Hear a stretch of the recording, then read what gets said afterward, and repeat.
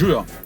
Moj tokratni sogovornik je človek, ki je močno prispeval, da smo Slovenci spremenili svoje nakupne navade pri nakupovanju špecerije. Je zagotovo s prihodom Lidla, Hoferja profitiral celoten slovenski trg, v končni meri še največ potrošnik. Človek, ki nas je skupaj s svojimi sodelavci prepričal, da nakupovanje ni nujno obisk velikega trgovskega centra, izlet za družino, druženje s prijatelji. Jaz sem se vedno z ekipo držal mota, da obstajajo pomembnejše stvari od nakupovanja. Stavil je na to, da mora biti nakupovanje hitro, učinkovito in poceni. Moram priznati, da prvič, ko sem stopil v trgovino, sem se v trgovino zaljubil. Moj tokratni gost je Gregor Kosi, človek, ki je na slovenski zemljevid postavil Lidl in bil do nedavnega tudi njegov glavni direktor. Uživajte v najini vožnji.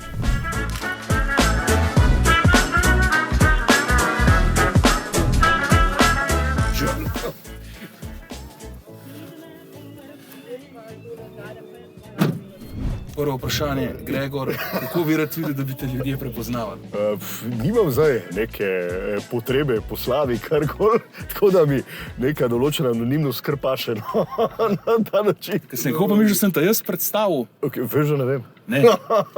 Moja teza je, da si verjetno skupaj s svojimi sodelavci preoblikoval neko nakupno izkušnjo, ki smo jo bili prej Slovenci vajeni. Kakor da hočete povedati, za nakupovanje ne rabiš veliko časa, mora biti učinkovito, mora biti poceni.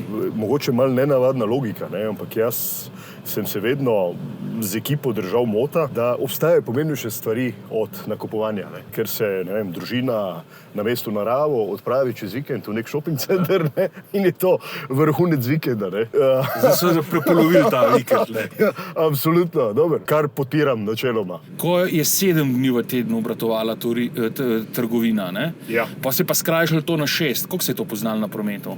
Tako, na začetku seveda je, rečemo neka sprememba, ki se seveda na koncu pozna tudi na številkah. Res pa je, da se skozi neko določeno obdobje te stvari tako zrelativirajo.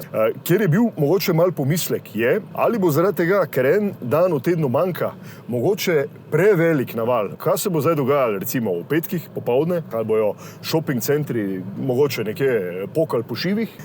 V določeni meri se je na začetku to seveda začelo dogajati, potem pa seveda, koliko se zdaj, ljudje se navadijo. Zelo dober test je zagotovo bilo to obdobje, ki ga imenujemo tako imenovano koronsko obdobje. Vrednost košarice se je pa v tem koronskem obdobju povečala, če sem prav zastopil. Jasno. Frekvenca pa zmanjšala. Frekvenca se je zmanjšala, se pa vrednost košarice precej povečala. A je to, ker so diskontarji prinesli na trg, Lidl in Hofer, to nova izkušnja, ki jo prej ni bilo? Kaj pomeni diskonter? Diskonter smo si seveda pred prihodom diskonterjem predstavljali tako, to je rečemo neka skorajda delovna hala, industrijska hala, v kateri so tako izdelki kar naloženi na paletah. Seveda, in zdaj v več vzameš, večji diskont kot neka nagrada, seveda za tvojo zvestobo količini te na koncu čaka. Kar smo lahko opazili v 15 letih, da se tudi začel prodajni prostor, rečemo ne diskonterjev oziroma tako imenovanih klasičnih trgovcev, če jih imenujemo, precej spreminjati, ker so seveda zelo hitro dojeli, da je najbrž nek čar oziroma rečemo skrivnost uspeha teh diskonterjev ravno v tej optimizaciji stroškov in je potem seveda sledil razmislek, kaj lahko mi storimo, da se mogoče tej logiki malo približamo. Naenkrat smo pri klasičnih trgovcih začeli opazovati zelo podoben vzorec, da se tudi tam naenkrat pivo znašlo na paletah so se znašle brezalkoholne pijače in tako dalje in tako dalje. Nekje v sredini sva začela dobivati nek hibridni model, ko več ni bilo možno čisto reči, kaj je zdaj klasičen trgovec, kaj je diskonter.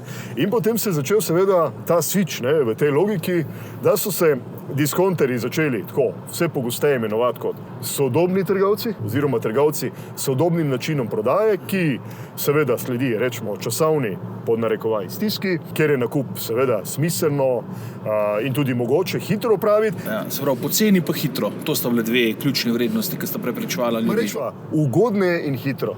Predvsem pa, na čemer smo tudi seveda kasneje v Lidlu začeli graditi na logiki čim bolj enostavne nakupovalne izkušnje. Jaz sem dvomil v dvoje, sem dvomil v format trgovine, Dobro. Pa dvomil sem v izdelke. Jaz se tako spomnim, meni je bilo neroden malo iti v Lidl kupiti. Zdaj mi ni. Kaj se ti zdi, da ste naredili prav, da ste to percepcijo znamke, Lidla kot znamke uspeli prestaviti nekam drugam, da to zdaj meni ni več nerodno? Veš, ta, rečemo, zdaj, če ga tako imenujemo, strah pred neznanim, ne, ali pa neko območje neznanega, v katerega se seveda ne spuščaš takoj, ne, seveda zahteva, da ga nekako ljudem približaš. Zdaj, kako ga lahko ljudem približaš? Seveda s komunikacijo. In kar je pri tej komunikaciji zelo pomembno, je, da je komunikacija iskrena. Smo enostavno z ekipo takrat sprejeli politiko, da v Lidlu ne bo vprašanje brez odgovora. Ne glede na to, kdo postavlja vprašanje, bo ta seveda pravočasno dobil tudi odgovor na to vprašanje.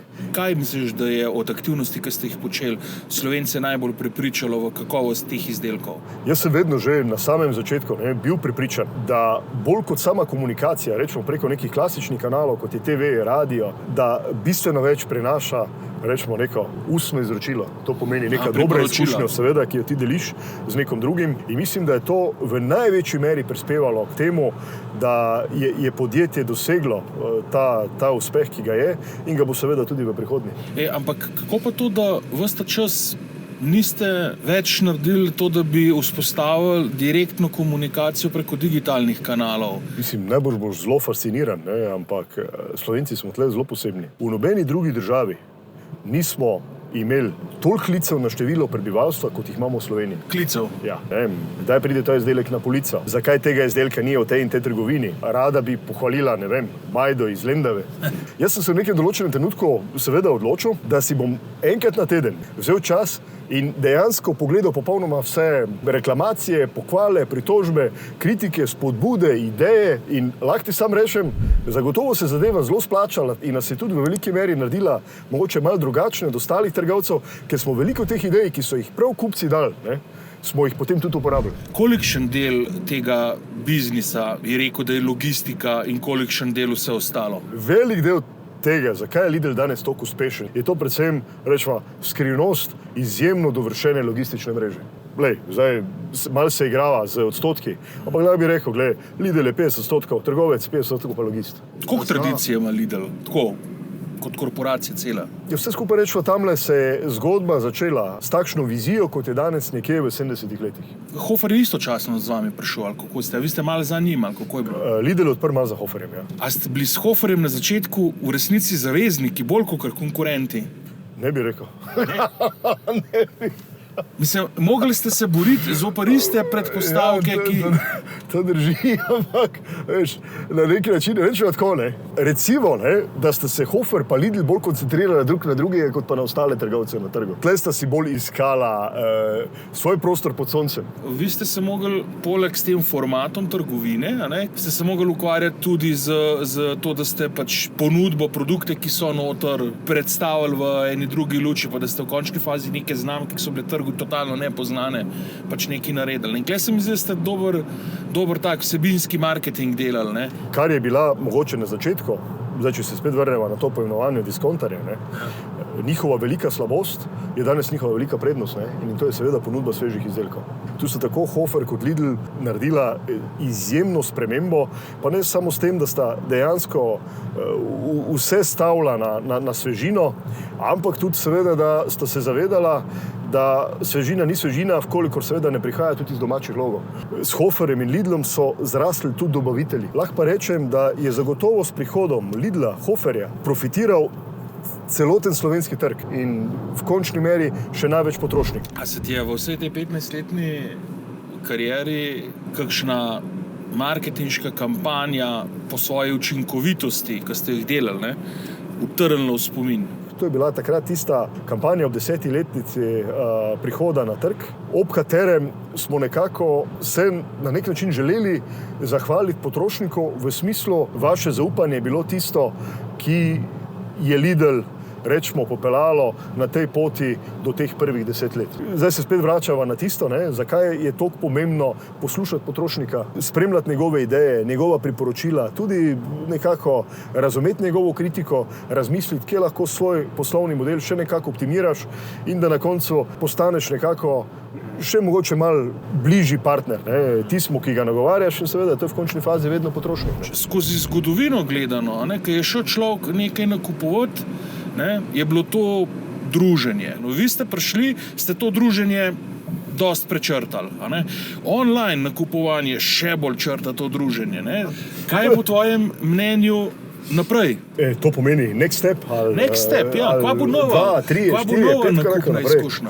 Za razliko od tega, kako se je, rečemo, razvoj tudi tehnologije dogaja v preteklosti, kjer so v veliki meri multinacionalke narekovale, seveda tudi spremembo potrošnikovih preferenc, se zdaj seveda ta zgodba obrača. Ne? Danes je potrošnik tisti, ki narekuje svoje preference in so se dejansko vsi veliki playerji na trgu, ne glede na to, o kateri panogi se pogovarjava, pripravljeni seveda temu prisiljeni, rečemo na nek način, ne, temu prilagajati. Ti ne bi predvideval tega, da bo večino nakupovanja grocerija v prihodnosti online? Zame pride v poštev izključno online.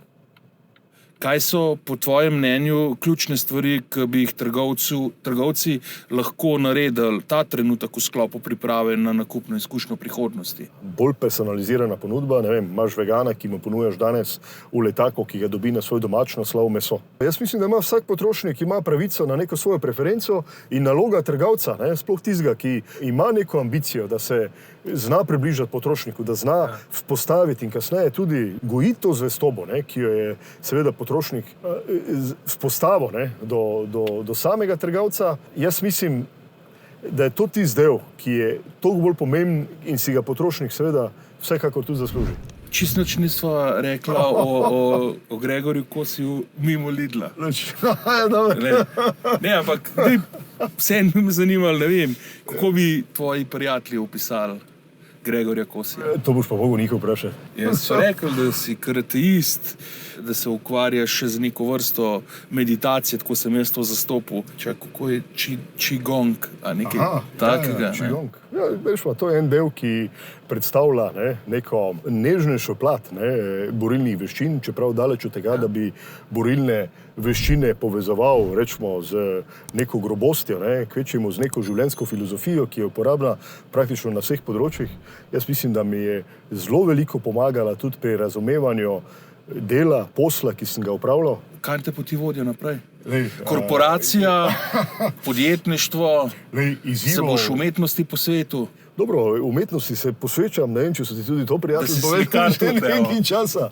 Evo, slikar, mogoče mi je v zadnjem obdobju malo zmanjkalo časa za tole, zato želim, evo, rečemo tudi, mogoče še kakšno platno več, iščem pravi izraz, evo, polepšati. Upam vsaj, da ga bo lepšati. Tako ti bom povedal, zelo nerad ponavljam stvari. Vedno me je zanimalo nekaj novega, nekaj, s čimer se prej nisem še sploh ukvarjal. In pa, rečemo, po drugi strani, kjer je prisotna ta strast, sploh pred nekim velikim izzivom. Večkrat sem se tudi v življenju vprašal, kako sem se jaz sploh znašel v trgovini. To je bilo tudi eno vprašanje enega mojega prijatelja. Je rekel, da človeka vprašaš, kako postaneš direktor Lidla. Ti si pravnik po izobrazbi. Tako. In potem si delal v nekem javnem sektorju. Tako. In pol si šel gastarbajtat v tujino. Dejansko sem že takrat bil pred zelo pomembno življenjsko odločitvijo. Ali nadaljujem v pravo, ali pa vseeno malo skusim. Gospodarstvo, vedno me je zanimalo takrat v tistem času. V tej smeri sem se potem tudi v pravo podal, konkurenčno pravo, mednarodno gospodarsko pravo. Zato me je mogoče na nek način multinacionalka takrat potegnila. Moram priznati, da prvič, ko sem stopil v trgovino, sem se v trgovino zaljubil. Ta ljubezen do danes ni nikamor izginila. Kaj bi zate bila asociacija na vrhunski produkt?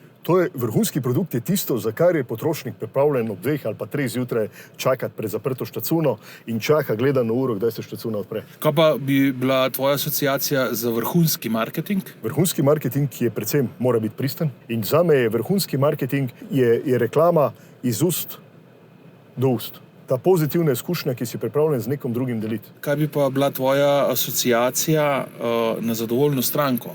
Zadovoljna stranka je tista, ki ti je tudi, če ga kdaj malo polomiš, ti je pripravljen na to oprostiti, razumeti to napako in priti nazaj.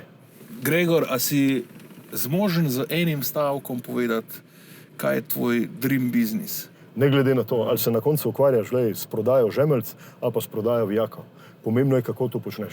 Ni mi pomembno to, kaj počnem, ampak kako počnem. Sam še eno stvar, Grega, za konc. Mislim, bi namenil še kako misel tem mojim gledalcem intervjuja. Ko sem začel v multinacionalki, je bilo seveda moje zavedanje, tudi neke odgovornosti in razumevanje tega, zakaj sem sploh tam, ne. Rečemo, precej drugačno, kot je bilo to na koncu. Kar sem ugotovil, rečemo, v vseh teh letih je, ne, da na koncu je precej več stvari odvisno od tebe, kot si misliš. In bolj znal, rečemo, v okolico, ne, projecirati nek optimizem, ne, pa evo, zdaj sem spet pri tem navdihu, karkoli, ne, bolj bo okolica tole vračala. Če bi mogel karkoli v življenju, ne, prenesti, ne samo na svojega sina, ali pa na kogarkoli, bi to bilo to. Dober. Hvala, super, me je veselilo. Enako.